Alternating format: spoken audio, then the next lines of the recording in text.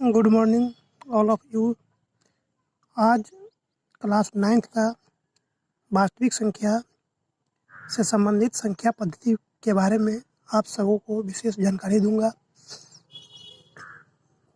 आप सब जानते हैं किसी भी पाठ को शुरू करने से पहले उसमें कुछ परिभाषाएं होती हैं जिन्हें जानना बहुत ही ज़रूरी है। तो चलिए अब मैं संख्या पद्धति शुरू करता हूं और साथ साथ उसके परिभाषाओं से अवगत कराता हूं। तो सबसे पहले प्राकृत संख्या के बारे में हम लोग जानेंगे। गिनती की हुई सारी संख्याएं जो 1 से शुरू होकर अनंत तक जाए प्राकृत संख्या कहलाती है। ठीक है, यानी गिनती की हुई सारी संख्याएं जो 1 से शुरू होकर अनंत तक जाए, अर्थात 1 2 3 4 5 जो हम गिनती करते हैं वे सारी संख्या प्राकृत संख्या होती है। अब पूर्ण संख्या, तो इसकी जो परिभाषा होती है वो है गिनती की हुई सारी संख्याएं जो 0 से शुरू होकर अनंत तक जाए पूर्ण संख्या कहलाती है। जैसे 0 1 2 3 4 अनंत तक। तो इस प्रकार हम ये भी कह सकते हैं कि जितनी भी प्राकृत संख्या हैं वो सारी संख्या पूर्ण संख्या होती है। यानी पूर्ण संख्या 0 से शुरू होता है और प्राकृत संख्या 1 से शुरू होता है। चलिए अब सम संख्या, वैसी संख्या जिसमें 2 से भाग देने पर वह पूर्णतः विभाजित हो जाए सम संख्या कहलाती है।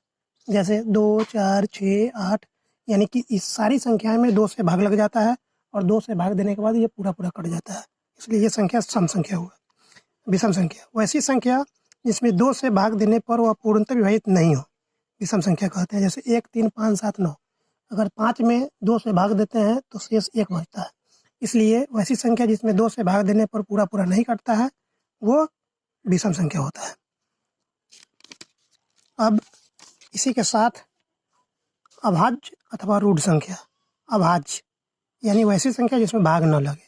तो यहाँ होता है वैसी संख्या जिसमें एक और अपने आप को छोड़कर किसी अन्य संख्या से भाग नहीं लगे यानी नहीं कटे, रूढ़ संख्या या अभाज्य संख्या कहलाती है। जैसे 2 3 5 7 आदि से 2 में 1 से भाग लगेगा और सिर्फ 2 से भाग लगेगा, यानी इसमें 1 और 2 के अतिरिक्त किसी अन्य संख्या से भाग नहीं लगेगा, इसलिए यह संख्या अभाज्य संख्या कहलाती है।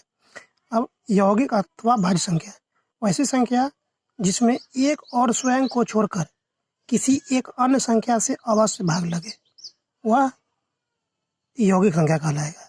जैसे 4 6 8 9 आदि, 4 में 1 से भाग लगता है, 4 से भाग लगता है और एक अन्य संख्या 2 से भी भाग लगता है, इसलिए यह संख्या यौगिक संख्या कहलाएगा। पूर्णांक संख्या, संख्या रेखा पर जितनी भी संख्या निरूपित की जाती है वे सारी संख्याएं अभाज्य संख्या कहलाती है।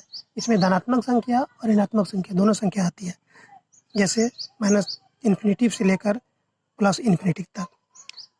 अब परिमेय संख्या, वैसी संख्या जिसे भिन्न अथवा p/q के रूप में लिखा जाए और इसका हल शांत आवर्त आए परिमेय संख्या कहते हैं।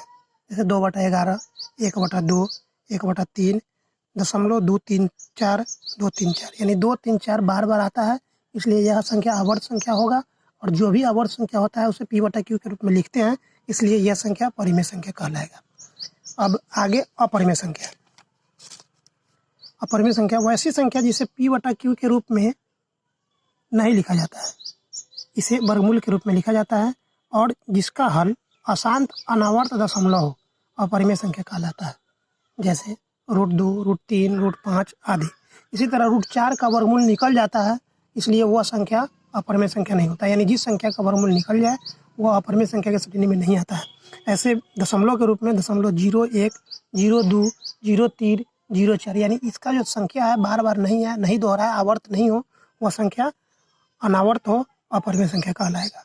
अब वास्तविक संख्या, वैसी संख्या जो परिमेय संख्या और अपरिमेय संख्या दोनों को मिलाकर बनता है, यानी वास्तविक संख्या में अपरिमेय संख्या भी होगा और परिमेय संख्या भी होगा, इसलिए अपरिमेय संख्या और अपरिमेय संख्या के सम्मिलन को वास्तविक संख्या कहते हैं। जैसे 1/2, 1/3, √2, √3 आदि।